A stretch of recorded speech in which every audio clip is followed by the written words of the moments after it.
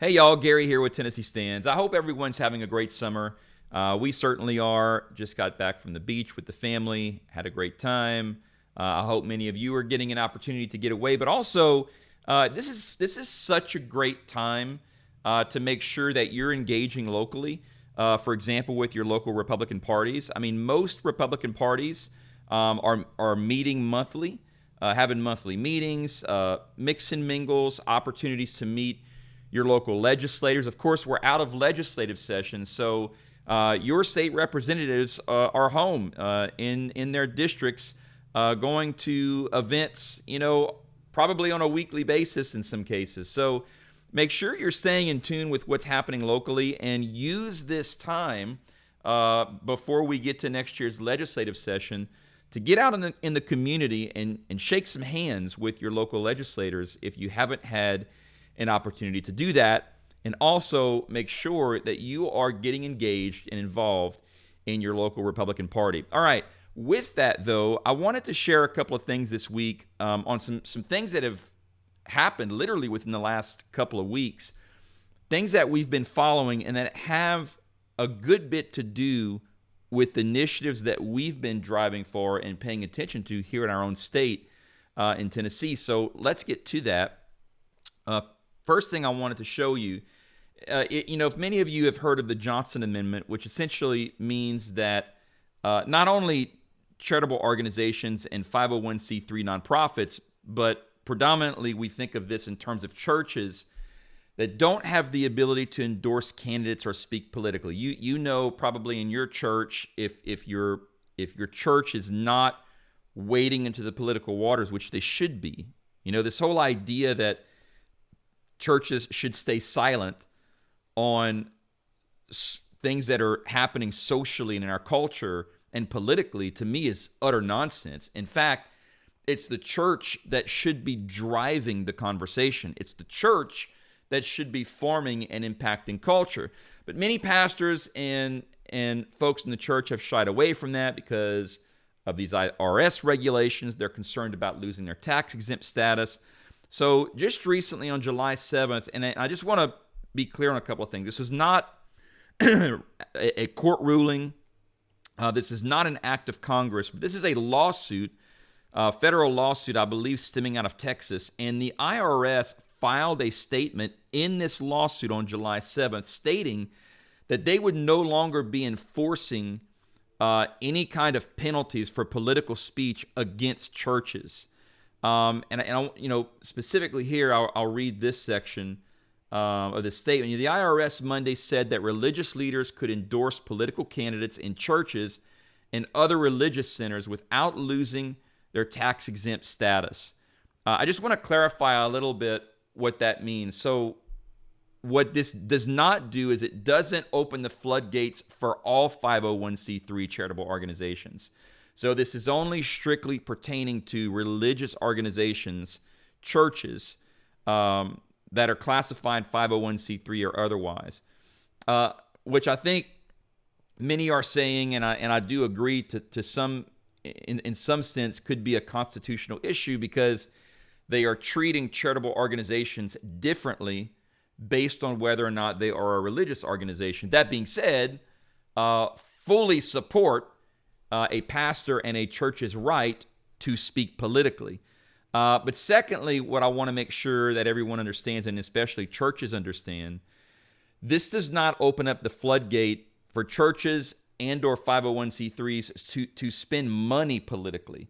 So that is still regulated and potentially penalized by the IRS and could subject your 501c3 status to a penalty.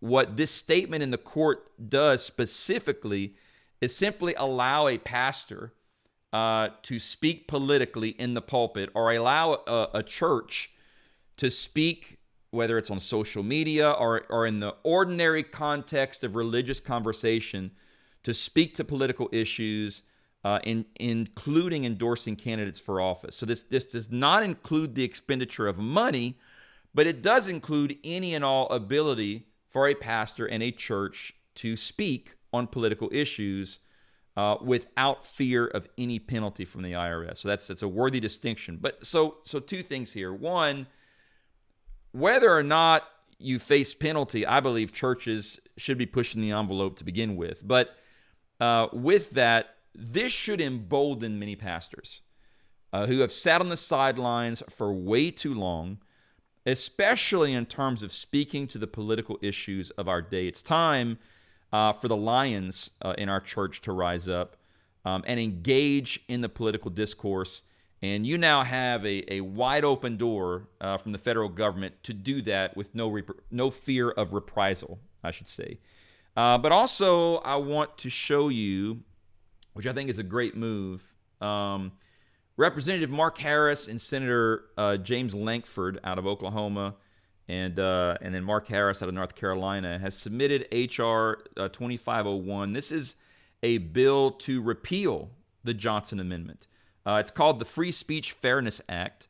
And again, it doesn't allow for the expenditure of monies politically, but it does allow for any and all political speech, in this case, for any 501c3 organization. So it is a full repeal of that Johnson Amendment caveat. So this, if this passed, this would not just protect churches, but it would protect all nonprofit organizations. This bill has been submitted in the past and failed, but I'm hopeful we can see some traction because this is free speech. You know, it's absolutely ridiculous that we have to be concerned right now as a charitable organization for saying anything we want, just like anyone else should be able to have. So there's a difference between speech and actually spending money politically. And so I think it's important that we protect speech. Do want to thank Congressman Andy Ogles and Congresswoman Diana Harshbarger here from Tennessee for being co-sponsors on this bill. So some of you may be aware that this was going on. We're paying attention. We're watching. And I think pastors should be emboldened. And if your church isn't aware that this is going on, you should let your pastor know. All right, next thing I want to talk about. Cloud seeding, geoengineering, weather modification. I know so many of you that follow Tennessee Stands are paying attention, and on the heels especially of these horrendous floods that have taken place in Texas. I mean, look, we made a post on our social media when this happened. I've got to ask the question, is it just me?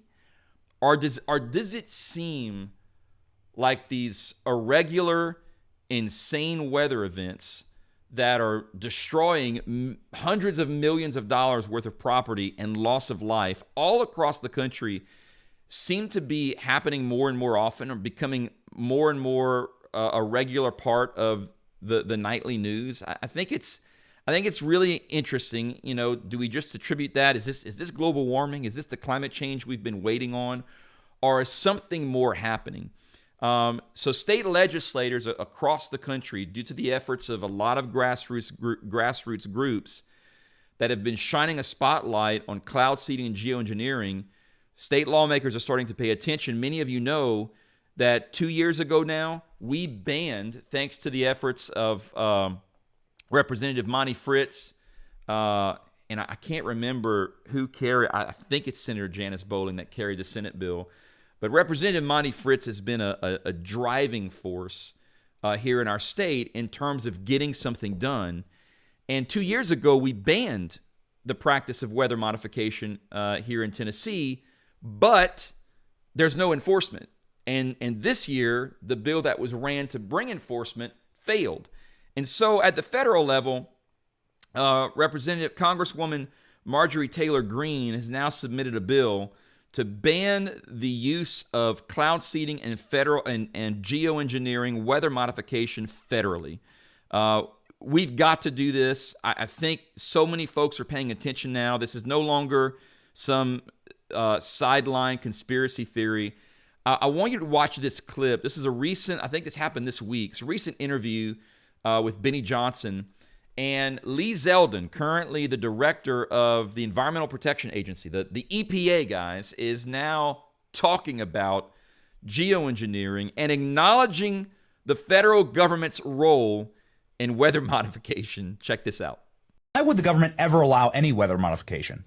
Like, is God not good enough? I don't understand. So there is proponents believe that we should be combating global warming by deflecting sun rays off of the Earth. That we should be, using clouds to be able to make sure that we're not getting heated here at Earth's surface. These are very simple points here in an interview as to what type of arguments get made. And then there are others who are just interested in the science and the research. And again, what you decide to do inside of a lab, inside of a university that is controlled is one thing, but starting to experiment by releasing sulfur dioxide out into the environment and just telling the American, giving the middle finger to the American public and the U.S. government and saying we're just going to do it anyway, you can't stop us. Well, that's something that we all should have a problem with. And the fact is that geoengineering is real. It's something that the U.S. government has acknowledged for a long time. Solar radiation modification, stratospheric aerosol injection, marine cloud brightening, weather modification, cloud seeding. Some of this stuff has a history that's going back many decades. Some of this stuff has history of government funding as recently as over the course of the last few years during the Biden administration. So the questions that the government that the people are asking of government is very fair. I mean, it's really incredible to see a federal government employee at such a high rank actually acknowledge that this is going on and that for decades the federal government has been playing a role in artificially manipulating our weather. And it's got to stop. And so I'm very hopeful that we do something on the federal level. But I will say this should not turn our attention away from doing everything we can right here at the state level. Unfortunately, Governor Bill Lee, this year when we were working on the bill to bring enforcement, sent in his own administration from TDEC to testify against the bill, citing that we did not have the staffing for enforcement, we did not have the budget for enforcement, but more importantly, part of the governor's office, that this was outside of our jurisdiction, that the state of Tennessee has no purview over the skies, over our own state, to protect our own citizens, that this was only something that could be done in the jurisdiction or purview of the federal government. I vehemently disagree with that assessment. I believe the governor's office is simply shirking responsibility from doing anything at all. And the state of Tennessee, again, needs to be paying attention to this now. Look, Florida this year, I don't know intimately all of the details, but what I do know is that Florida this year brought both a ban and enforcement legislatively in terms of geoengineering in their own state. And so why can't we get that done in Tennessee? So I would encourage Governor Bill Lee and his administration to be paying attention, because other people certainly are, other states are, and the federal government is, and we must do the same. All right, moving on. It feels like this is happening on the regular, where either Pfizer, Moderna, and now J&J are admitting that in their trials, right, that these shots for COVID were a bad idea. They knew they were dangerous. They gave it to us anyway, much under coercion and duress from corporations, many state governments, thankfully not here in Tennessee, though we did do some things. I'll show you that in a minute. But first, if you haven't seen this, watch this undercover clip. This was from James O'Keefe Media, former Project Veritas guy. Undercover, this is one of the top research scientists at Johnson & Johnson admitting that the shot was harmful. Check this out. Do you have any idea the lack of research that was done on those products? Joe Biden says that it's safe and effective, but he didn't know. There's no proof. I mean, none of that stuff was safe and effective. People wanted it. Who gave it to them? It's like, all right, you know what? Cancer patient's going to die anyway. I'm sure somebody's going to get sued for that stuff. You know? Look, stuff like this should absolutely enrage the American people. And if you're like me, you want to see accountability. These people knew what they were doing. And not only did they know that they were harming people, they also knew that people were taking this shot under duress, being coerced by their employers, being forced out of their careers unless they didn't take this shot, and are now suffering the consequences of that decision. It's terrible what we've done to each other here and what we've allowed others to do. And these people should be held accountable, including this research guy. He's not innocent in all of this. And I want to take you to, this is something on our website. You can go to TennesseeStands.org anytime. And if you take a look at our menu, there's under the About section, there's a link that says Never Forget. This is our never forget moment here at Tennessee Stands. And we leave this up for posterity so that you never forget that 17 months into this nonsense, in July of 2021, 16 Republican state senators signed a letter strongly urging you to get vaccinated. And again, for posterity, we've got the letter along with all of the signatures available right there on our website. But this letter on state Senate letterhead, made statements like, a strong majority of these cases are among those who are not vaccinated. The vaccines have been found to be safe and effective against COVID-19. The COVID-19 vaccines were developed utilizing high standards, quote, with few adverse effects. Unfortunately, efforts to get more people vaccinated have been hampered by the politicization of COVID-19. I can't help but think that this was a dig at Tennessee Stands. The COVID vaccines save lives. In bold print, underlined, get vaccinated. It's terrible. And I'm going to read these names signed by state senators Randy McNally, Richard Briggs, Jack Johnson, Todd Gardenhire, Ken Yeager, Ed Jackson, Farrell Hale, John Lundberg, Becky Massey, Paige Wiley, Bill Powers, Dawn White, Shane Reeves, Bo Watson, Paul Rose, and Art Swan. May I passionately suggest to you that based on the premise of signing this letter and signing this letter alone, that not one of these 16 state senators should be in office today, or, by the way, hold any office of public trust. It's insane to me that 17 months into this even, it wouldn't be appropriate at any time.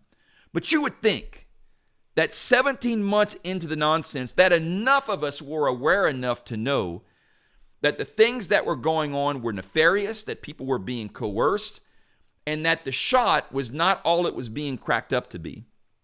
Yet, even at that time, these 16 men and women used the influence and their positional authority on state Senate letterhead to shame Tennesseans into getting vaccinated, claiming that it was safe and effective, and that you were causing the problem with the epidemic if you did not get the shot. What these men and women did, in my opinion, is unforgivable. And to my knowledge, please reach out to me if I'm wrong, but I've never heard any one of these people publicly apologize for what they did during the 21, 22-month reign of terror and executive fiat here in Tennessee. Not one apology, not one, oops, we made a mistake, we were wrong, unforgivable, and none of them should be in office today. Last thing I want to bring up, I found this interesting, and of course, here at Tennessee Stands, we've been paying attention to digital currencies and things happening in our state that could impact our economy, and what could we do at the state level to mitigate all of the things we see happening globally, and of course, prevent the use of a central bank digital currency. I do before I get into this, I do want to say it was it wasn't last year. It might have been 2 years ago. It could have been last year. Everything's blending together, but I think it was 2024. We did have a bill on the table that would have opened up the door to what I believe was the future regulation of a central bank digital currency. And I give credit where credit is due. I think due largely, in the legislature at least, to the actions of House Representative Jason Zachary out of Knoxville. That bill was amended to a one-pager, and we banned the legal acknowledgement of any central bank, global or United States central bank digital currency here in the state of Tennessee. So we did get that done 2 years ago. That's great. Really appreciate Representative Zachary, for all intents and purposes, leading on that effort in the General Assembly. And I know so many of you took action and were very, very vocal on that bill, so thank you. So we need to continue that kind of vigilance.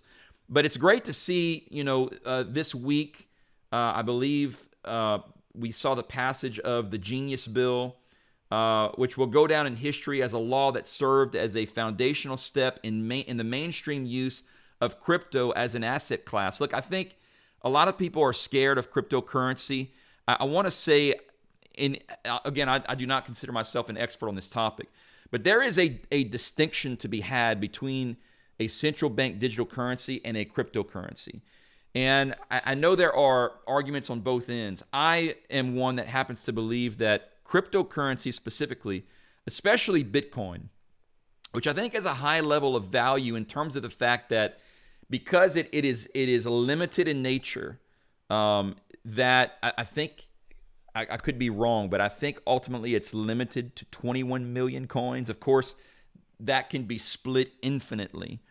But being that there is a limitation of the asset, that it has an intrinsic value. Some may say almost a value like gold and silver, like bullion.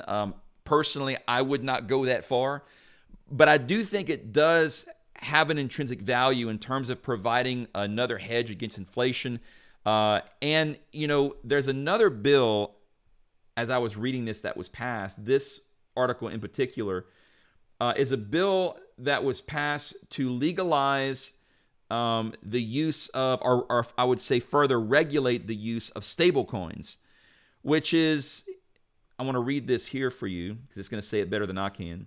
Stablecoins, a type of cryptocurrency designed to maintain a constant value, usually a one-to-one US dollar value, are commonly used by crypto traders to move funds between tokens. I've actually done that myself. Their use has grown rapidly in recent years, and proponents say they could be used to send payments instantly. I think this is really smart to regulate the use of the dollar in terms of cryptocurrency.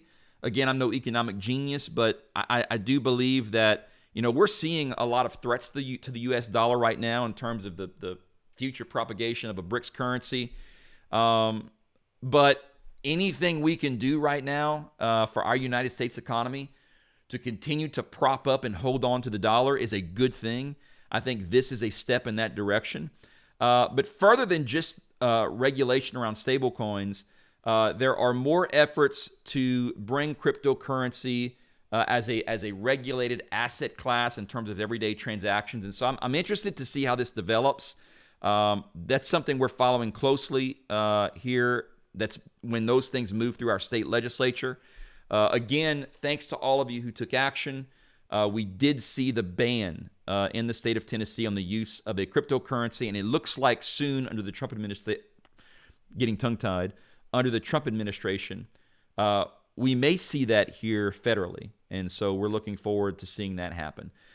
That's all I've got for right now. There's a lot going on. I know I saw something cross my feed about possibly being able to hang the Russia hoax and all of these things around Obama's neck.